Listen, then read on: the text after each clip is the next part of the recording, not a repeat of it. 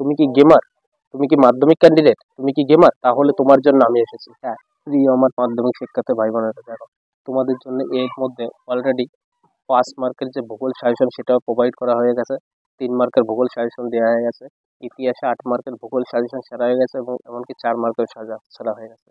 আর এছাড়া দেখো ভূগোলের দুটো বড় নোট 5 মার্ক, অর্থাৎ একটা দিয়ে কিভাবে করতে হয়, যেমন তোমাদের চা চা চাষ কার পাচ্ছে ওই একটা দিয়ে পাবে, ঠিক তেমন ভাবে যে শিল্পগুলো গড়ে ওঠার কারণে একটা দিয়ে অনেকগুলো করতে হবে, সেটা দেখো তোমাদের সেরা হয়ে গেছে। আজকে তোমাদের হচ্ছে অঙ্কে, সারা বছর তুমি যদি ফাঁকিবাজি দিয়ে কাটাও, দেখা যাচ্ছে অনেক ছেলে মেয়ে আছে কি ভালো ছাত্রের জন্য, তো সবাই ভালো ছাত্র যারা আছে তাদের এই সাজেশনটা দেখার কোনো প্রয়োজন নেই, তারা তো সব বইটাই করবে, পুরো বইটাই ফলো করে যাবে।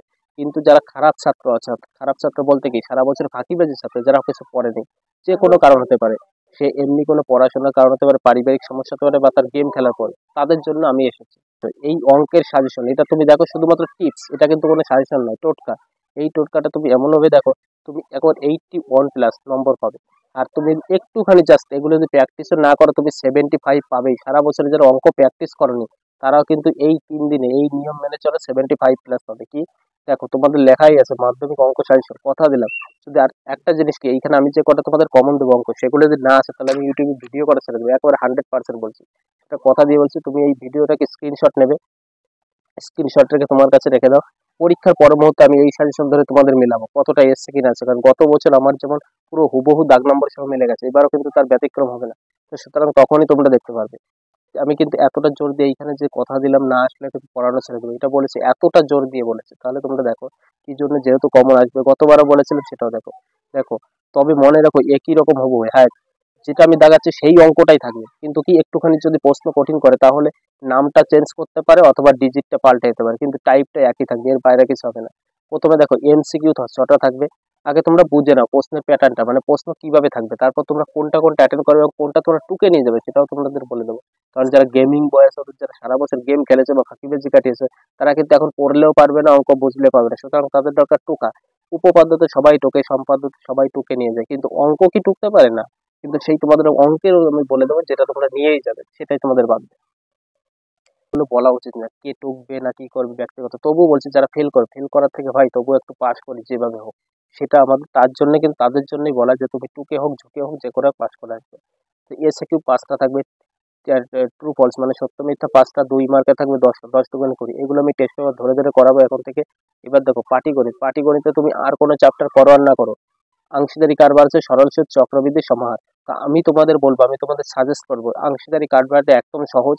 এই অংশীদারি কারবারটা তুমি হুবহু পুরো খুব ভালো করে করবে। এইখান থেকে কিন্তু যে দুটো প্রশ্ন থাকবে পাটিগণিতে, সেইখান থেকে তুমি একটা অ্যাটেন্ড করবে, তাহলে একটা কিন্তু তুমি 5 মার্ক পেয়ে যাবে। এবার চলে আসে একচল বিশিষ্ট দ্বিঘাত সমীকরণ। এই একচল বিশিষ্ট দ্বিঘাত সমীকরণ প্রতি বছরই তোমাদের বই থেকে প্রশ্ন কমন বাদে, একটুখানি চেঞ্জ হতে পারে। এবার আমি তোমাদের বলছি কোনগুলো লাগবে। এই একচল বিশিষ্ট দ্বিঘাত সমীকরণ থেকে সমাধান লেখা থাকে যেগুলো সরাসরি, সেইগুলো, আর হচ্ছে লেখা অঙ্ক তুমি প্র্যাকটিস করবে, যে কোনো একটা তুমি যদি সমাধান করো গুলো করবে। কোষে দেখি 1.2 আছে, সেইগুলো কোনটা, চারের গুলো করবে। দেখো এই যে কোষে দেখি 1.4টা বের করেছে, তোমাদের দেখে নাও। এই যে চারের যে সমাধান, এটা তোমাদের কত পৃষ্ঠা আছে, 11 পৃষ্ঠা, 11 পৃষ্ঠা তুমি এই কটা করো, এর মধ্যে 100% তুমি কমন পাবে। তারপর এর মধ্যে কোনটা কোনটা করবে সেটাও আমি তোমাদের বলে দিচ্ছি, একটু পরে চলে যাচ্ছি। আর যদি তুমি মনে করো না এইগুলো করবে না, লেখা অঙ্ক প্র্যাকটিস করবে, তাহলে তুমি কোনগুলো, তাহলে তুমি এই যে লেখাগুলো আছে না, এই লেখাগুলো কিন্তু তুমি প্র্যাকটিস করতে হবে। মানে লেখা অঙ্ক, যেমন অখণ্ড সংখ্যা পাবে এইখানে, তারপরে হচ্ছে ধনাত্মক সংখ্যা, তারপরে হচ্ছে যেমন এইখানে হচ্ছে কলার মূল্যায়ন, মানে এই যেগুলো আছে এই লেখাগুলো তুমি যে কোনো এক টাইপ তুমি করো, একটা টাইপ করলে তুমি কিন্তু কমন পাবে। এবার চলে এসে ভেদ, ভেদ আর দ্বিঘাত করণী। ভেদ অথবা দ্বিঘাত করণী এর মধ্যে কি, এই দুটি অধ্যায় থেকে যে কোনো একটি তুমি হয় ভেদ পুরোপুরি তুমি যেটা ভালো পারবে, কেউ ভেদ ভালো পারে, কেউ দ্বিঘাত করণী ভালো পারে, যার কাছে যেটা সহজ। যদি ভেদ পারো তাহলে ভেদ করবে, আর যদি দ্বিঘাত করণী পারো তাহলে দ্বিঘাত করবে, একটা পার্ট তুমি কিন্তু করবে, একদম সহজভাবে তুমি বুঝে নাও। এইরকম ভাবে চুলচেরা ভাবে বিশ্লেষণ কেউ করবে না, প্রথম কথা। আর এটা কি একমাত্র সহজ উপায়ে কম টপিকস পড়ে হুবহু সম্পূর্ণ কমন পাওয়া। অনুপাত আর সমানুপাত, অনুপাত আর সমানুপাত থেকে যদি তুমি করো, তাহলে আমি বলবো অনুপাত আর সমানুপাতের 5.1 আর 5.2 এই অঙ্কগুলো করো। অথবা তুমি যদি এটা না করো, 5.3 কোষে দেখি, মানে এই যে কোষে দেখি আছে না 5.3, তুমি এটা করবে কোষে দেখি, তার মানে হচ্ছে তুমি কি ওই অনুপাত সমানুপাতের মধ্যে 5.1, 5.2 অথবা 5.3টা তুমি দেখে যাও, তাহলে তুমি এইখান থেকে একটা পারবে। উপপাদ্যের জন্য দেখো আমি সেট করে রেখেছি। উপপাদ্যের জন্য তুমি কি করবে, উপপাদ্যের জন্য তুমি হয় 32, 33, 34, কোনটা কোনটা বললাম? 32, 33, 34, ব্যাস 32, 33, 34 করবে, অথবা তুমি করবে 48, 49, 50। হয় এই সেটটা তুমি করবে 32, 33, 34, আর নাহলে তুমি এই সেটটা করবে 48, 49, 50। এবার এর সঙ্গে যদি আরেকটা এক্সট্রা দেখে যাও তাহলে 38, 38 তুমি দেখে যাবে উপপাদ্য। সম্পাদ্য কি? সম্পাদ্য হচ্ছে অন্তর্বৃত্ত ও মধ্য সমানুপাতি নির্ণয় করে। মধ্য সমানুপাতি নির্ণয় তো মোস্ট ইম্পর্টেন্ট। আর উপপাদ্যের মধ্যে 48 আর 49 এইখান থেকে, আর এখানে 34 মোস্ট ইম্পর্টেন্ট। আশা করি 48 আর 49 করলে, 34 করলে এর মধ্যে থাকবে। তারপরে যদি বলে না এটাও নিতে পারছে না, তাহলে আমি বলবো তোমাদের 48 আর 49, তার থেকে 48টা বেশি করে দেখেছে। এবার অন্তর্বৃত্ত মধ্য সমানুপাতি নির্ণয় করে। মধ্য সমানুপাতি গুলো কোনগুলো? দেখো, √21, √33, √17, তারপর হচ্ছে √23, এইগুলো যে মান নির্ণয় সেগুলো তোমরা পারো। তাহলে তুমি এই দুটো পাঠের মধ্যে হয় অন্তর্বৃত্ত না হয় মধ্য সমানুপাতি বের করার নিয়ম যে কোনো একটা দেখে যাও। চলো দেখো এবার পরেরটা তুমি কি দেখবে। ত্রিকোণমিতি। ত্রিকোণমিতি অনেক বড় চ্যাপ্টার, কেউ করে কেউ করে না, তবুও আমি তোমাদের বলবো চ্যাপ্টার গুলো আমি দিয়ে দিচ্ছি। এবার দেখো কোনটা থেকে কোনটা করতে হবে আমি তোমাদের পড়াচ্ছি।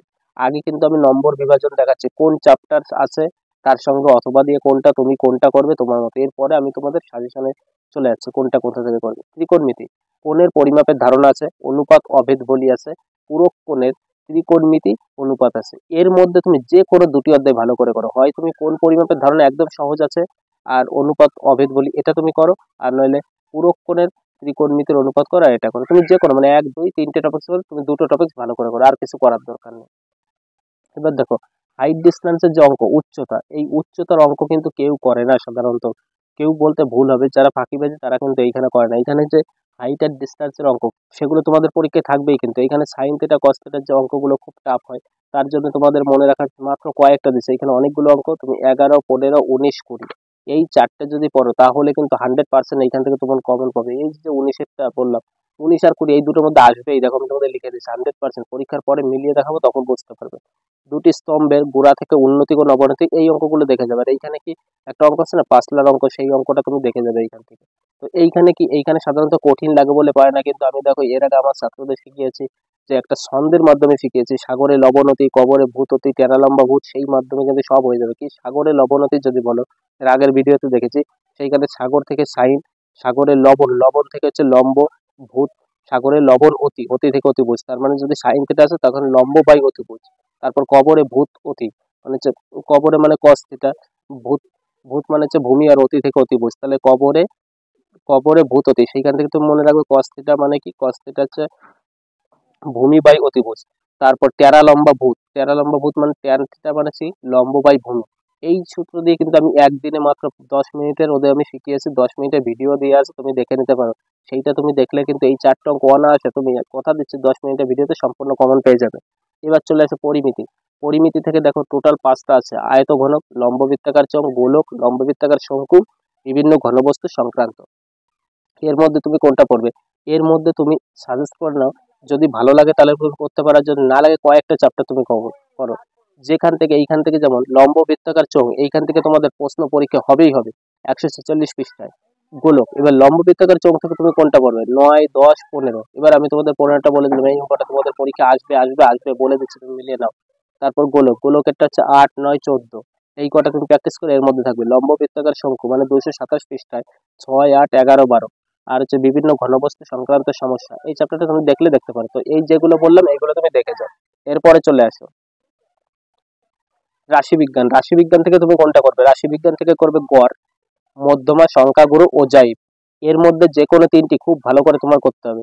তোমার যদি এই ওজাইবটা, প্রত্যেকটা ছেলেমেয়ের কাছে ওজাইবটা কঠিন লাগে, কিন্তু ওজাইবটা আমি এমন ভাবে শিখিয়েছি, দেখো তোমাদের 45 মিনিটের ভিডিও দেখেছি, সেই 45 মিনিটের ভিডিও যদি কেউ দেখে থাকো তাহলে কিন্তু 100% ইজি হবে। আর যদি না পারো তুমি, তাহলে কি করবে, এখন এই মুহূর্তে যারা সারা বছর গেম খেলে টাইম কাটিয়েছে বা ফাঁকিবাজ দিয়ে, তাদের জন্য আমি বলবো ওজাইবটা দরকারই নেই, তারা বুঝতে পারবে না। গড়, মধ্যমা, সংখ্যাগুরু, এই তিনটে তোমাদের রাশিবিজ্ঞানের যে চ্যাপ্টার আছে, তিনটি নিয়মের একটা একটা করে করে যাও এবং তোমাদের টিচারদের কাছ থেকে খুব ভালো করে বুঝে যাও টাইপটা, যে গড় কিভাবে বের করতে হয়, মধ্যমা আসলে কি করতে হয়, সংখ্যাগুরু, তাহলে কিন্তু তুমি বাজিমাত করতে পারবে। কারণ তিনটের মধ্যে, এই তিনটে টপিকসে তোমাদের পরীক্ষা থাকবে, যে কোনো তিনটের মধ্যে করতে হবে তোমাদের দুটো, 4, 4 তুমি 8 নম্বর পেয়ে যাবে কিন্তু। তার জন্য তুমি তিনটে টপিকস ভালো করে পড়ো, তাহলে তুমি দুটো কমন পাবে। কি জন্য, তুমি যদি এই তিনটে করে যাও, এই তিনটে তার মধ্যে তুমি দুটো পাচ্ছ, আবার যদি এর মধ্যে করো, তার জন্য বলছে গড়, মধ্যমা, সংখ্যাগুরু করলে তুমি তিনটে করে যাও, এর মধ্যে তুমি তো দুটো পাবে। তাই বলছে এর মধ্যে তুমি তিনটে যে কোনো ভালো করে যাও তোমার মতো। এবার যদি তুমি প্রয়োগটা দেখো, তাহলে প্রয়োগ তুমি কোনটা দেখবা? প্রয়োগটা হচ্ছে 252 পৃষ্ঠার, অর্থাৎ 252 পেজের 18 নম্বর, 129 পৃষ্ঠার 35, 132 পৃষ্ঠার 12 নম্বর। চলে আসো। এবার দেখো এই যে প্রয়োগগুলো বলে দিলাম, এবার তোমাদের আমি যে পাটিগণিত বীজগণিত ভাগ করেছি সেগুলো থেকে কোন কোন অঙ্কগুলো করবে তোমাদের টেক্সট বই। দেখো এগুলো কিন্তু টেস্ট পেপারে না, টেক্সট বই। টেক্সট বইয়ের পাটিগণিত তুমি করবে পেজ নাম্বার 113 পৃষ্ঠা খোলো। 113 পৃষ্ঠা দেখো, 12 দাগ, 18 দাগ, 22 দাগ, 25 দাগ, এই কটা মাত্র। পেজ নাম্বার তুমি হলে 117 পৃষ্ঠা, 117 পৃষ্ঠায় 7 দাগ, 10 দাগ, 14 দাগ, 15 দাগ। পেজ নাম্বার 203 পৃষ্ঠায় 3, 7, 8, 10, এই কটা পড়বে পাটিগণিতের, ব্যাস। পাটিগণিত এর বাইরে কিছু করারই দরকার নেই, যে তোমাদের থাকবে দুটো, সে দুটো তোমরা এখান থেকে পেয়ে যাবে। এবার বীজগণিত চলে আসো। দেখো বীজগণিত তো তোমাদের করতে হবে, তো এইখানে যে পাটিগণিত যে দুটো 5, 5, 10 করতে হয়, বীজগণিত করতে হয়, তার জন্য কি অনেক করতে হয়? না, অনেক করতে হয় না, অল্প করতে হয়। তার জন্য অত পড়ে লাভ নেই, যেইটুকু বলছে সেইটুকুই এই মুহূর্তে দেখে যাও লাস্ট মুহূর্তে। বীজগণিতে 111 পৃষ্ঠা, বীজগণিতে যেটা পেজ নাম্বার 11 শুধু, সেখানে 4-এর কি পড়বে? এক্স 3টে I, x V, x V দুটো আই, এক্স আই এক্স, এগুলো কোনটা? এগুলো হচ্ছে তোমার হচ্ছে একচল বিশিষ্ট দ্বিঘাতে। তারপর পেজ নাম্বার 13 পৃষ্ঠা তুমি করবে 1-এরটা, 3-এরটা, 6-এরটা। চলে আসো, মানে সেই লেখা অঙ্কগুলো, তাহলে তুমি এখান থেকে কমন পাচ্ছ। তারপরে পেজ নাম্বার 22-এর তুমি পড়বে 3 দাগের ভি আই আর ভি দুটো আই। তারপরে পড়বে পেজ নাম্বার 29-এর 9। ব্যাস, চলে আসো। এবার তারপরে দেখো কি আছে, পরেরটায় চলে আসে, পরেরটা আছে ভেদ। ভেদ আর দ্বিঘাত সমীকরণ, এইখান থেকে তুমি কি করে? পেজ নাম্বার 196 পৃষ্ঠার 8, 9, 10, 11, 14, ব্যাস এই কটা করো।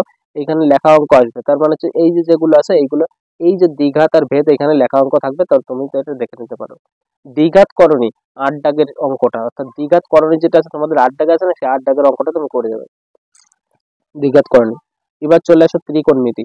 ত্রিকোণমিতি তুমি কোনগুলো করছো দেখে নাও। ত্রিকোণমিতি তুমি দেখে যাবে 303 পৃষ্ঠায় 6 দাগের আইভি। আবার বলছি 303 পৃষ্ঠা 6 দাগের আইভি, 7 দাগের 2 নম্বরটা। ব্যাস 311 পৃষ্ঠায় 3 দাগের I X, X double I, X I. তারপরে 316 পৃষ্ঠার পড়বে 5 দাগে, 5 দাগ, 7 দাগ, 8 দাগ, 8 দাগেরটা মোস্ট ইম্পর্টেন্ট এবারে পরীক্ষার জন্য। তারপর দেখো রাশি বিজ্ঞান থেকে তুমি কোনটা কোনটা করবে? রাশি বিজ্ঞান থেকে করবে 337 পৃষ্ঠার প্রয়োগ, অর্থাৎ 337 পৃষ্ঠার যে প্রয়োগ আছে 8 নম্বরটা। 341 পৃষ্ঠার পড়বে 10 নম্বরটা। 350 পৃষ্ঠা পড়বে 10 নম্বর। 364 পৃষ্ঠা পড়বে 8 নম্বর। তো এইটা হচ্ছে ফুল সাজেশন। যারা প্রথম থেকে শেষ পর্যন্ত ভিডিওটা সম্পূর্ণ দেখেছে এবং আমার কথাটা শুনেছে যে কোনটা কি করতে হবে, কোনটা কার বদলে কি আসবে, কোনটা কোনটা, তারাই এই সাজেশনটা একটুখানি দেখে, কদিন না পড়ে, মানে এতদিন যারা পড়েনি 5 দিন পরেই কিন্তু 71 প্লাস 100% নম্বর পাবে। কিন্তু যারা ভিডিওটা স্কিপ করে দেখেছে, পুরো কথা শোনেনি, তারা কিন্তু মোটামুটি 35 থেকে 40, তার বেশি কিন্তু তুলতে পারবে না। তুমি যত বড়ই ফাঁকিবাজ হও, সারা বছর যদি ফাঁকিবাজি দিয়েও কাটানো হয়, তবুও কিন্তু এই সাজেশনটা ভালো করে বুঝে নিলে তুমি একবারে কিন্তু এই যে কদিন আছে 2 দিনে তুমি প্র্যাকটিস করো, তাহলে কিন্তু তুমি একবার 45 প্লাস নম্বর পাবে 2 দিনে। আর একটুখানি যদি ভালো করে ধরে করতে পারো, তাহলে কিন্তু তুমি 75 প্লাস 100% পাচ্ছ। তো ভিডিওটা ইনফরমেটিভ মনে হলে সকলের কাছে শেয়ার করে দাও। বারবার একই কথা বলি, সকলের মধ্যে শেয়ার করো। আর এই ভিডিওটা তোমার যদি ভালো লাগে, তুমি যদি মনে করো, তাহলে তুমি এটা সেভ করে রাখতে পারো। পরীক্ষার পরে যখন দেখবে না এই সাজেশন থেকে সম্পূর্ণ কমন মিলে গেছে, যেমন ইতিহাস, ভূগোল, অঙ্ক, সমস্ত কিছু, তখন তুমি চ্যানেলটা সাবস্ক্রাইব করো আর সকলের মধ্যে প্রচুর পরিমাণে শেয়ার করে দাও। Best of luck.